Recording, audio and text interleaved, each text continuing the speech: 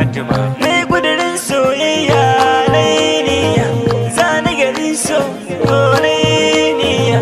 Garin su Fatima na dau hanya, garin su Fatima na dau hanya. An ga rana dauka na kinniya. Labarin Fatima ne yau zan bada, labarin Fatima ne yau zan bada. Haduwar catin ce ni da Fatima, wata ranar asabar tarko na ya kama.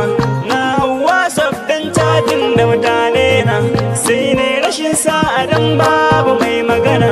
Ma'ana ba kowa kan online dina. Gashi dare bacci ya ki zuwa gona, gashi dare bacci ya ki zuwa gona, gashi dare bacci ya ki zuwa gona.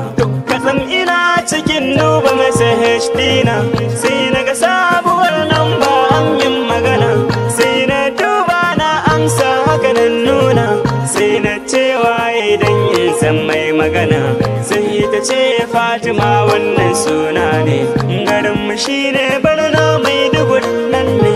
Kace sai yau sako na ishe ka ne, har tas na shayi ma amma ka share ne. Na dauki lambar ka cikin waka ne, na ce hakuri zaki kin ji baiwar Allah. Sakonni da yawa uzuri ki dan Allah, muna ta chatin da ita alaka mun kulla. Ko na ce soyayya ba bi kila wakala. Fatima na shiga ranta na sa mata miki, ita ma ta shiga raina soye min aiki. Har mun saba da ita abin mamaki.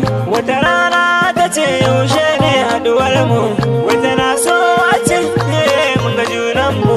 Sai na ce mata ba matsala ta waje na, bayan kwana biyu na ɗauki hanya.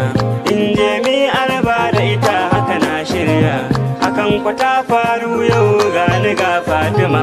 Cikin gidansu har iyayenta mun gana, takawan abinci na ci tana murna.